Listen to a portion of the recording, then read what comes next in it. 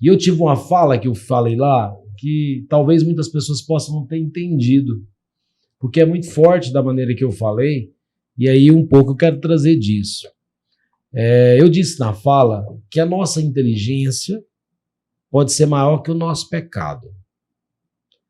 E aqui eu estou tendo a oportunidade de explicar rapidamente em cima do que você está falando, porque a palavra que você trouxe logo no início, você disse assim, o orgulho me atrapalhou. E depois você volta que você era orgulhoso e você é um homem extremamente inteligente. Obrigado. Não é à toa que você está, né? Ele faz parte da justiça, Tribunal de Justiça. Sim. Então, é indiscutivelmente a sua inteligência. Essa inteligência nos leva à ignorância. E essa ignorância se torna o orgulho, e esse orgulho, ele é nativo da nossa inteligência, porque você acaba achando que tem razão para tudo, sim, inclusive para manter-se no erro. É isso que eu quis dizer, que talvez as pessoas não teve oportunidade. Então, eu vou fazer a pergunta novamente para você vai fazer uma para os dois, né? A pergunta é, quando passou tudo isso, que você olhou para trás, qual sentimento você tinha daquele homem velho, daquele homem orgulhoso? Como é que você via isso? Pergunta que eu ia fazer.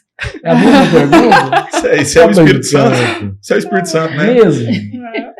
Como é que você olhar, como é que foi olhar, encontrar com aquele homem e falar, não te conheço? Como Quem é que era foi o Rodrigo, Quem né? era? Antes do transbordo, né? Antes do transbordo. Como é que foi isso? Era essa a pergunta. Para mim é só uma palavra, né? Vergonha. Olha só. Vergonha. Eu tenho um primo meu que tá até.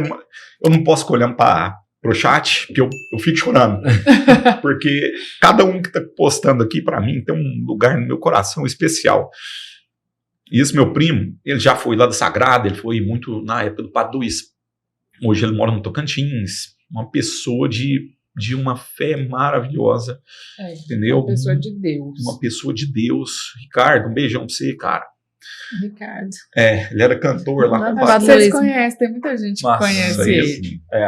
Então, tem muitos aqui, tem uns tios meus aqui, meu primo me mandando mensagem, um beijão para toda a minha família.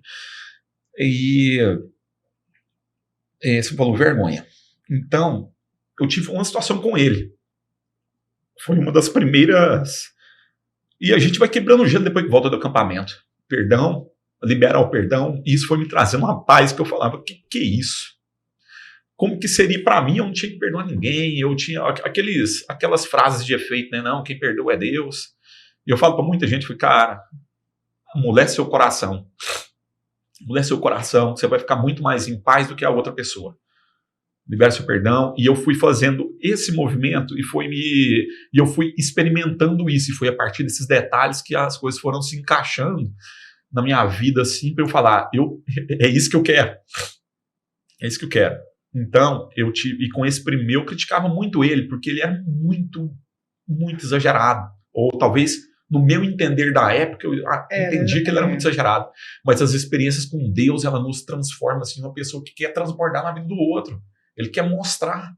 Ele quer mostrar para o próximo que aquilo ele tem que experimentar daquilo, ele tem que beber daquela água, ele tem que tocar nas vestes de Deus, de Jesus. Então, eu critiquei muito ele. Um dia eu cheguei para ele, cara, eu preciso falar com você. Eu falei, o que foi? Cara, eu preciso pedir perdão. Eu falei, o que é isso, primo? Tá doido? Não, eu falei, tenho. Eu falei, cara, eu te critiquei muito por isso, isso e isso. Algumas coisas assim. Ele falou, não, Rodrigo, algumas coisas realmente, concordo com você, deu tudo certo. Eu falei, pois é, por outras. E hoje, cara, eu vejo tanto que eu estava errado.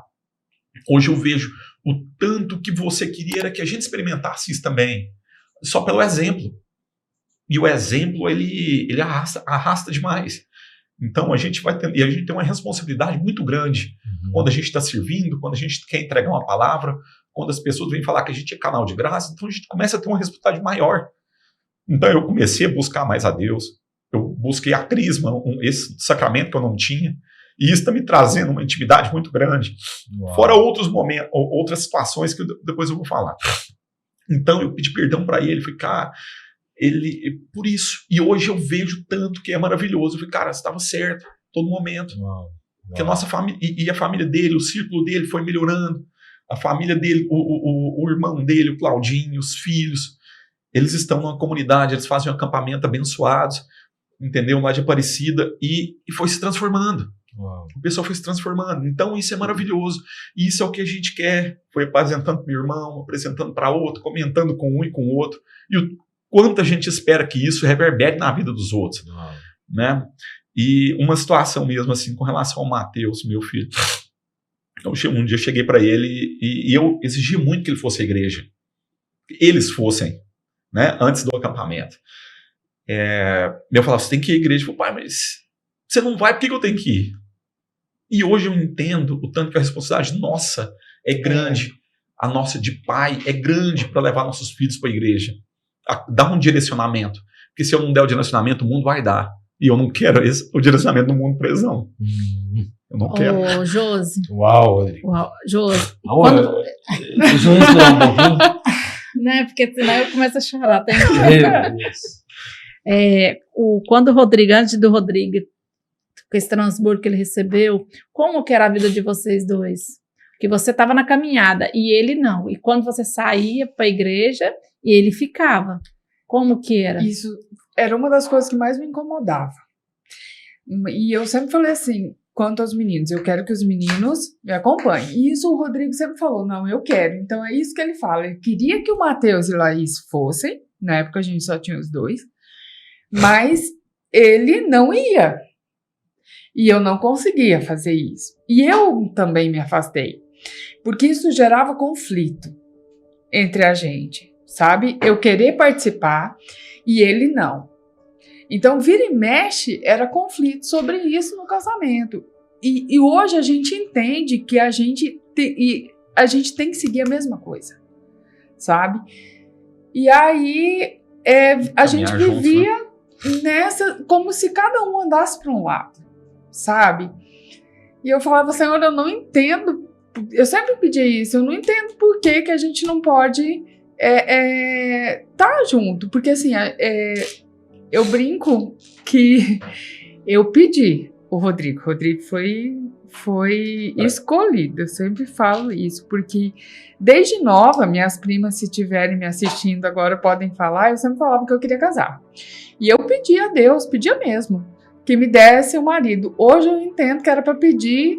Eu não pedi como deveria ser, disse que é para pedir com cor de olho, cabelo, eu não pedi totalmente perfeito. Nos detalhes. Nos detalhes, mas eu pedi. Especificamente.